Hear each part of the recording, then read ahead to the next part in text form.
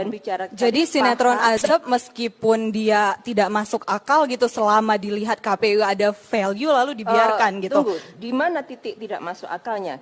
Di mana titik tidak masuk akalnya? Di mana titik tidak masuk akalnya? Di mana titik tidak masuk akalnya? Di mana titik tidak masuk akalnya? Di mana titik tidak masuk akalnya? Di mana titik tidak masuk akalnya?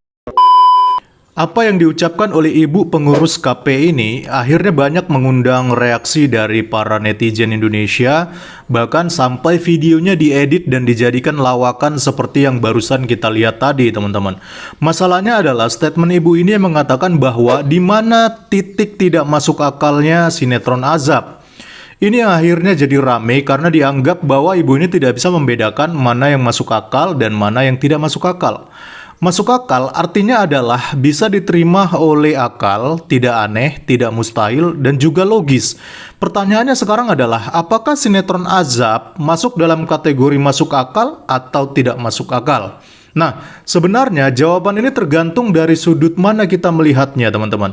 Jika dipandang secara agama, apalagi kalau kita melihat ibu ini adalah seorang muslimah, maka sebenarnya sah-sah saja kalau ibu ini mengatakan bahwa sinetron Azab itu masuk akal. Ya, karena memang di Azab itu kan ada diajarkan di dalam agama-agama tertentu, teman-teman. Bahkan di Kristen sendiri pun ada.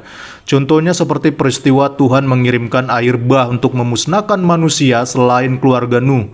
Lalu juga ada peristiwa Sodom dan Gomorrah dan masih banyak lagi di mana Tuhan mengazab manusia oleh karena perbuatan mereka yang sudah sangat keji dan sudah sangat berdosa. Jadi artinya teman-teman secara empiris tercatat bahwa azab itu memang ada di dalam ajaran agama. Tapi masalahnya teman-teman, azab yang terjadi di sinetron Azab ini menurut saya terlalu lebay dan sulit diterima oleh akal sehat kalau kita pandang secara logis dan kritis. Contohnya ya, ada orang meninggal, dimakamkan, lalu tertimpa meteor.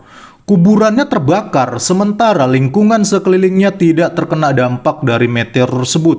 Nah, kalau ini jelas tidak bisa dikatakan masuk akal, karena kalau ada meteor jatuh ke bumi, maka ledakannya pasti bisa mencapai radius lebih tinggi, bukan cuma seukuran tanah pemakaman. Ini hanya salah satu dari banyaknya episode dari sinetron Azab yang sangat absurd menurut saya.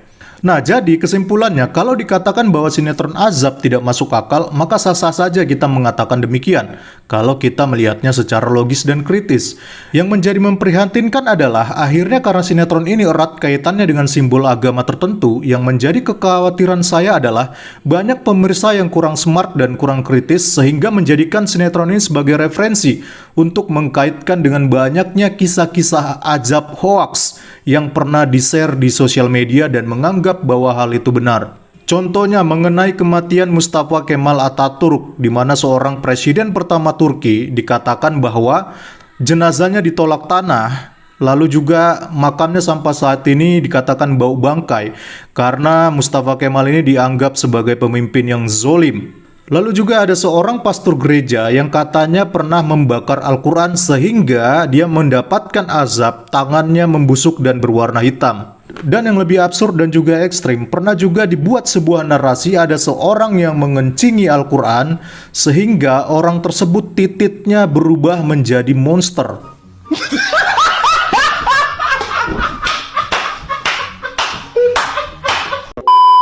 Nah teman-teman, ini hanyalah sedikit contoh dari kisah Azab hoax lainnya yang sangat banyak beredar di sosial media.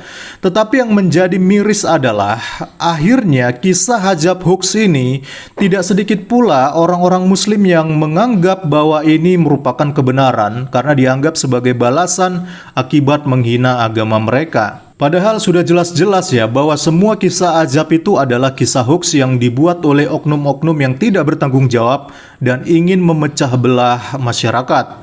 Dan mirisnya ketika kita meluruskan hal tersebut dan mengatakan bahwa itu adalah hoax, malahan justru kita yang dihujat dan dianggap salah. Bahkan sampai disebut kafir lah, disebut komunis lah, disebut PKI lah, disebut provokator. Miris bukan? Padahal kita justru membantu meluruskan kisah-kisah Azab hoax, tetapi justru kita malah dihujat, teman-teman.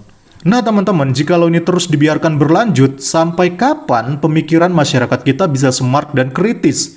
Yang ada, malah kita akan semakin jauh tertinggal dengan negara-negara lain.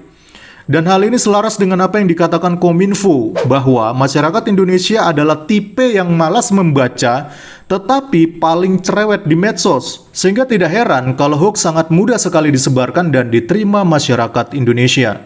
Bahkan Kominfo sendiri mengatakan ada 800.000 situs penyebar hoax di Indonesia, dan Indonesia masuk dalam 5 besar produsen hoax di Indonesia. Miris sekali bukan? Di saat negara lain berlomba-lomba berkarya menciptakan suatu penemuan yang bisa memajukan negara mereka, masyarakat kita malah masih banyak yang senang dinina-bubukkan dengan kisah hoax dan tahayul yang dibalut dengan sentimen agama.